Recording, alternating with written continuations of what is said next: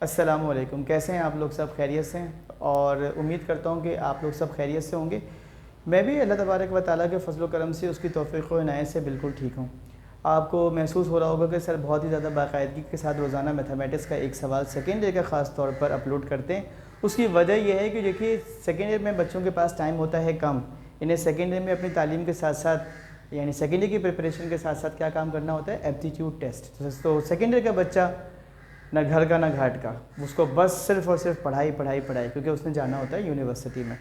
इसलिए आजकल फ़ोकस किया हुआ है सेकेंड ईयर को। लेकिन ऐसी बात नहीं है कि फ़र्स्ट ईयर की वीडियोस अपलोड नहीं होती। फ़र्स्ट ईयर की वीडियोस इंशाअल्लाह अज़ीज़ जैसे जैसे मुझे टाइम मिलेगा तो वो पाइपलाइन में है, वो इंशाअल्लाह वो भी वीडियोस अपलोड कर देंगे। वैसे सेकेंड ईयर फर्स्ट ईयर में ख़ास तौर पर जो केमिस्ट्री है वो तो ऑलमोस्ट मैंने अपलोड किया हुआ है, उसमें बारी है फ़िज़िक्स की और कुछ मैथ्स की, तो वो भी इंशाअल्लाह कर दूँगा। ठीक है। सेकेंड ईयर मैथमेटिक्स में हमारा सिलसिला जारी और सारी है, चैप्टर नंबर 2 पढ़ाने का, एक्सरसाइज 2.3। आज इसका क्वेश्चन नंबर 8 का पार्ट नंबर 7 करने जा रहे हैं और इसके अंदर भी हम लिमिट फाइंड करेंगे अलजेब्रिक एक्सप्रेशन की। ठीक है, तो सवाल पहले पढ़ लेते हैं। वो क्या है? वो कहते हैं एक्सरसाइज 2.3 क्वेश्चन नंबर 8 का part 7, evaluate the limit of the following fraction function. तो आपके पास फंक्शन क्या है? लिमिट x टेंस टू 3, यानी जब x की वैल्यू पुट करेंगे तो 3 पुट करेंगे, x upon x plus 2 minus 3 upon 5 whole upon x minus 3। ठीक है जी। सोल्यूशन की हेडिंग दी, सवाल को दोबारा एज इट इज़ लिख दिया। अब देखो इसमें मसला क्या है, कुछ असातिज़ा कराम टीचर्स उनका तरीका है वो न्यूमरेटर को ऊपर ही सॉल्व करते हैं और डिनोमिनेटर को साथ साथ लेके चलते रहते हैं।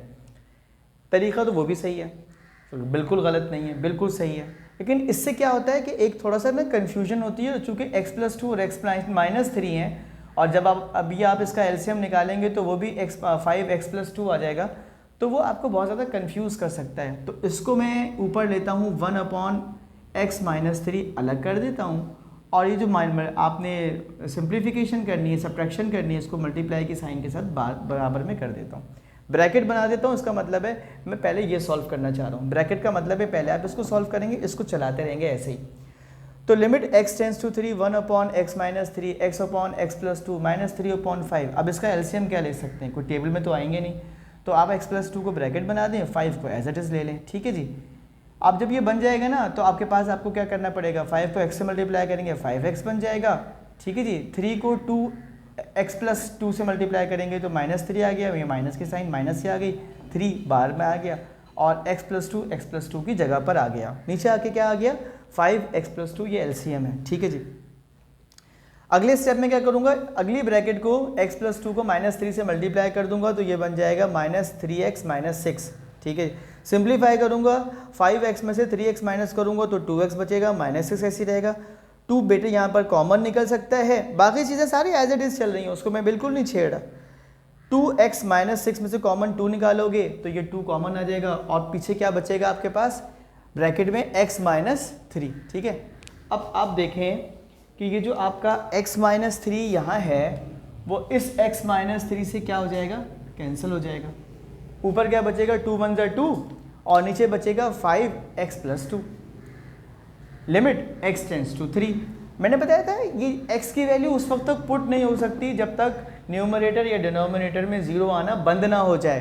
अब बंद हो चुका, क्यों?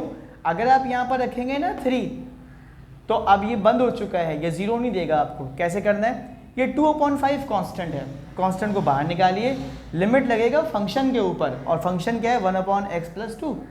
अब x प्लस 2 में x की वैल्यू है आपके पास 3, लिमिट को अप्लाई कर देंगे, ये गायब हो जाएगा क्योंकि जब लिमिट अप्लाई कर रहे होते हैं लिमिट x टेंस टू 3 गायब हो जाता है। 2/5 एज कांस्टेंट है वैसे ही आ गया, यहाँ थी मल्टीप्लाई की साइन आ गई, 1 की जगह पे 1 आ गया, x की जगह पे क्या आ जाएगा, यस 3, तो ये बन जाएगा 3। 3 प्लस 2 क्या हो जाएगा 5, मल्टीप्लाई हो रहा है, 5 5 ज़ा 25, 2 1 ज़ा 2, तो आंसर क्या आ जाएगा 2/25। आंसर एग्जाम में बोर्ड की कॉपी में लिखने का तरीका क्या है कि जो सवाल है ना उसको पूरा बॉक्स में लिखते हैं, limit x tends to 3 x upon x plus 2 minus 3/5 whole upon x minus 3 is equals to जो आपका आंसर आया था 2/25 और उसको बोल देंगे हमारा फाइनल आंसर। देखिए कितना आसान था और जल्दी जल्दी से सवाल सॉल्व भी हो गया। अगर वीडियो पसंद आई हो तो अपने दोस्तों के साथ शेयर करना मत भूलिएगा। जल्दी जल्दी हम 2.3 को कवर करके 2.4 पर चले जाएंगे। अल्लाह हाफ़िज़।